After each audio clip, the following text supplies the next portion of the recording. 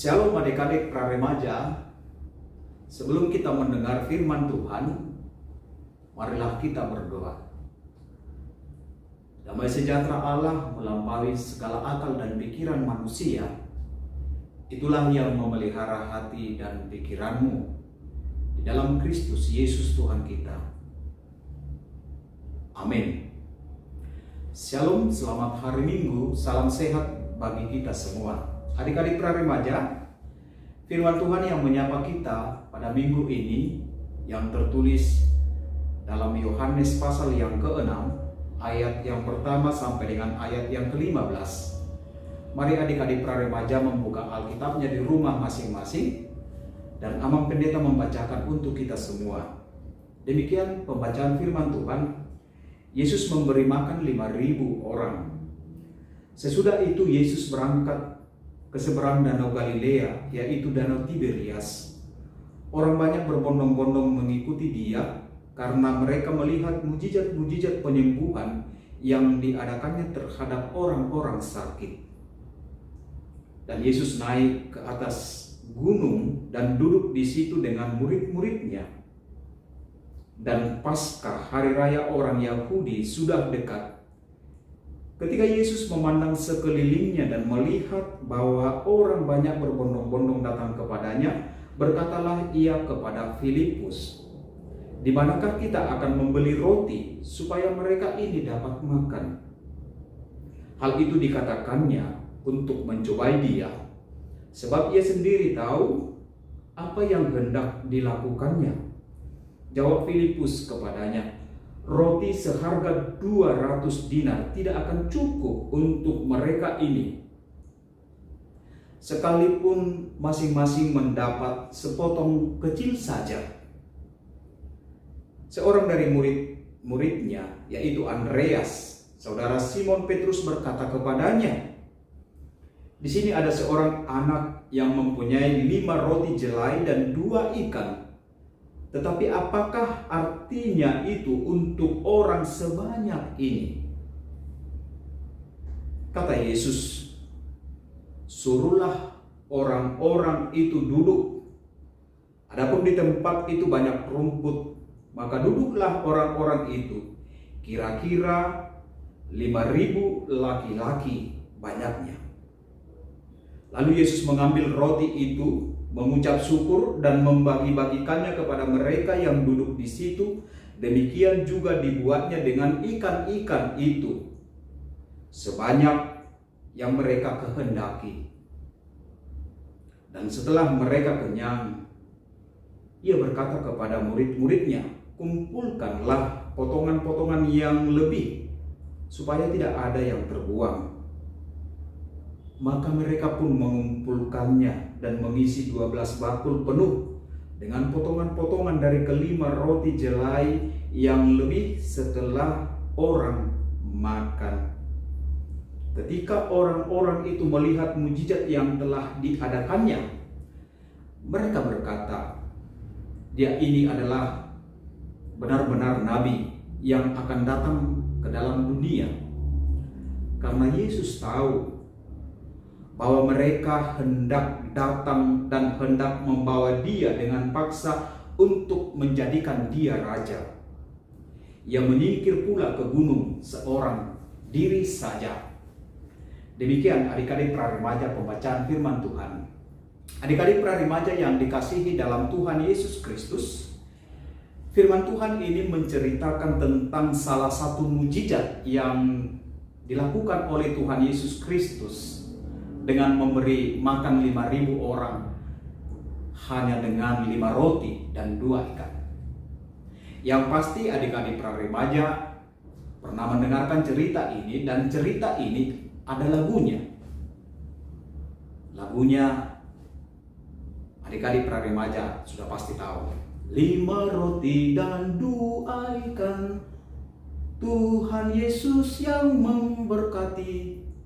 Dimakan 5.000 orang, sisa 12 bakul.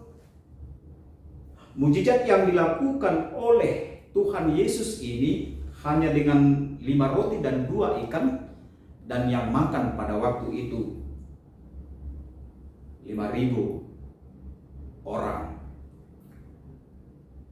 Menurut pikiran dari murid-murid Tuhan Yesus Kristus, bagaimana mungkin ini bisa terjadi dengan hanya 5 roti dan 2 ikan itu? Dan logika kita juga adik-adik remaja mungkin sama dengan murid-murid Tuhan Yesus Kristus. Bagaimana mungkin bisa memberikan makan 5.000 orang dengan hanya 5 roti dan 2 ikan itu? Tetapi bagi Tuhan itu tidak ada yang mustahil. Dalam Lukas 1 ayat 37 dikatakan, bagi Allah tidak ada yang mustahil. For God nothing impossible. Bahwa Tuhan bisa melakukan segalanya yang tidak masuk akal pikiran manusia itu. Tetapi Tuhan bisa berbuat sesuatu di luar pikiran dan akal manusia.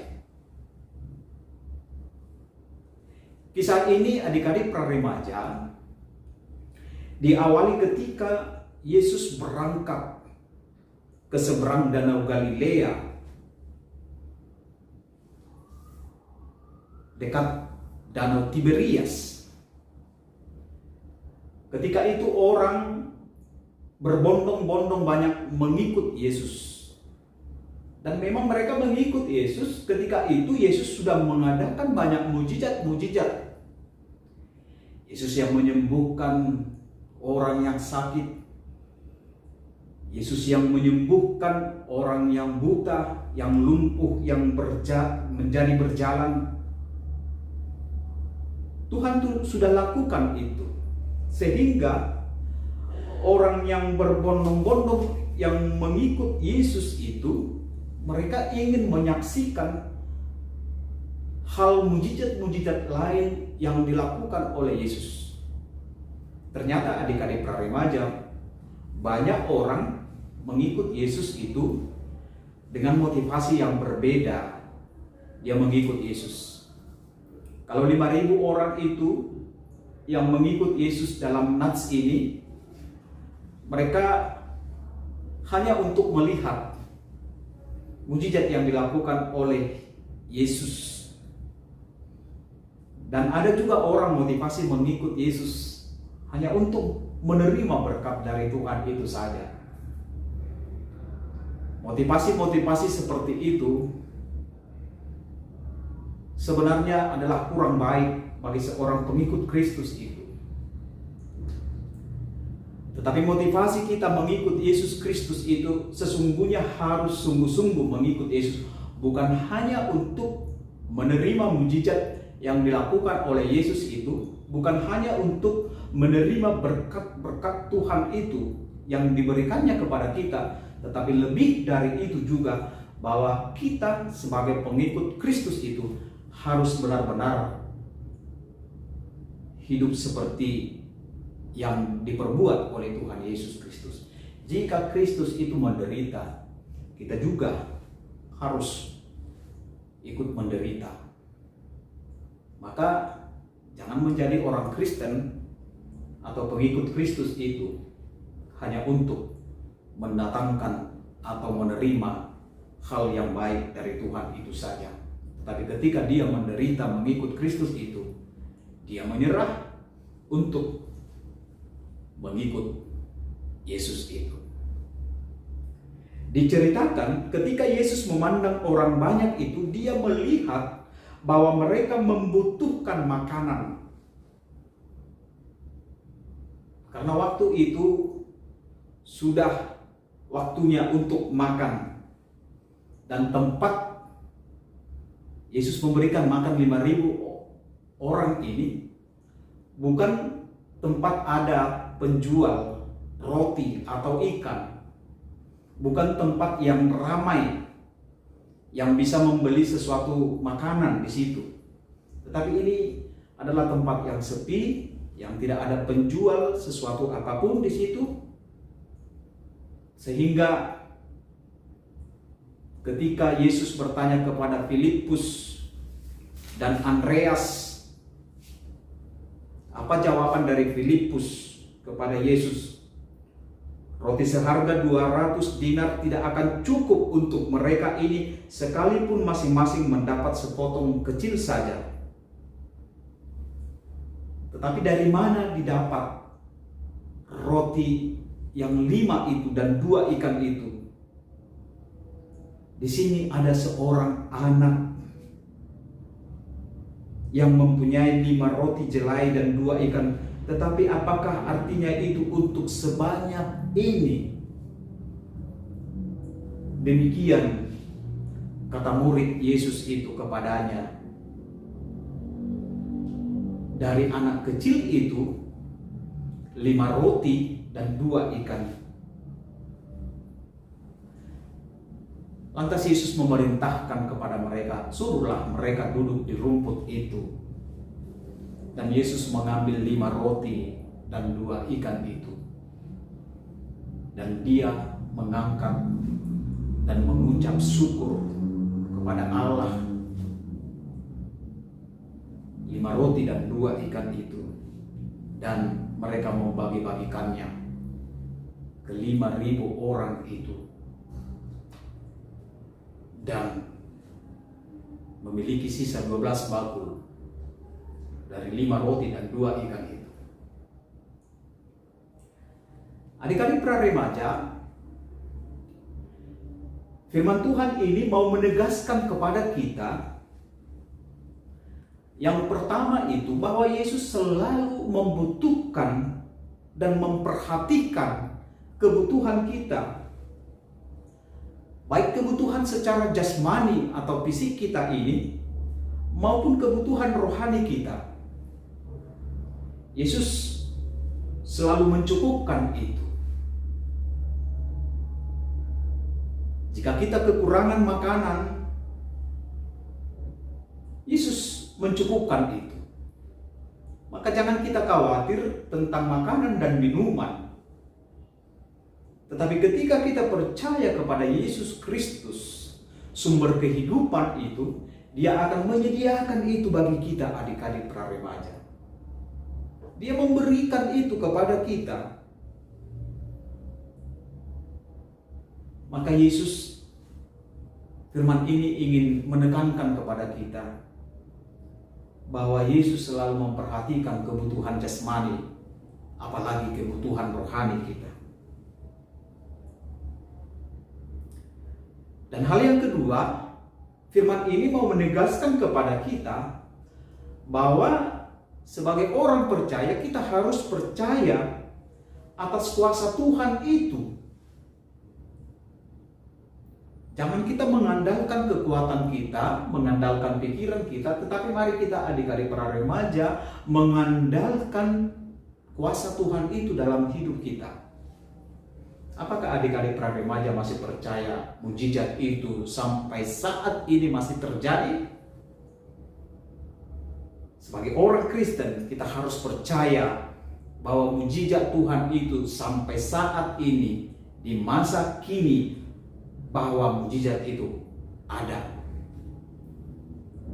Dan kita yakin di masa pandemik ini, kita percaya bahwa mujizat Tuhan itu akan terjadi di bumi ini, dan pandemik itu akan hilang dari muka bumi ini. Kita harus yakin itu. Sekejap saja Yesus katakan pandemik hilang, itu akan hilang. Karena Tuhan yang punya kuasa. Segala sesuatunya Tuhan bisa perbuat. Maka adik-adik praremaja, jika adik-adik praremaja bekerja, belajar, ujian, memang harus perlu kita belajar. Tapi jangan lupa, segala apa yang kita pelajari itu serahkan kepada Tuhan. Biarkan Tuhan yang bekerja dalam setiap usaha yang kita perbuat. Dan itulah miracle, mujizat itu. Dan coba perhatikan adik-adik praremaja, diri kita ini, hidup kita ini adalah mujizat Tuhan juga. Bila Tuhan memberikan nafas kepada kita, kesehatan kepada kita, itu hal yang luar biasa yang diberikan Tuhan kepada kita. Jika kita masih makan dengan enak, bisa tidur dengan nyenyak, bisa belajar dengan baik, itu hal yang luar biasa yang Tuhan berikan kepada adik-adik praremaja. Maka sebagai orang Kristen, pengikut Kristus itu, kita harus mengandalkan Tuhan dalam hidup kita. Apapun yang kita lakukan, pergumulan apapun yang kita hadapi, bahwa Tuhan yang harus kita andalkan. Jadi kalau Filipus dan Andreas, mereka hanya berpikir dengan logika, dengan pikiran mereka menganggap tidak akan mungkin bisa terjadi 5 roti dan 2 ikan itu memberikan makan untuk 5.000 orang. Tetapi Tuhan Yesus bisa berbuat lebih dari apa yang dipikirkan oleh Filipus dan Andreas. Karena itu, adik-adik praremaja, mari kita selalu berserah kepada Tuhan. Mari kita mengandalkan Tuhan dalam hidup kita, karena Tuhan itulah yang berkuasa atas bumi dan langit. Tuhan memberkati. Amin. Kita berdoa.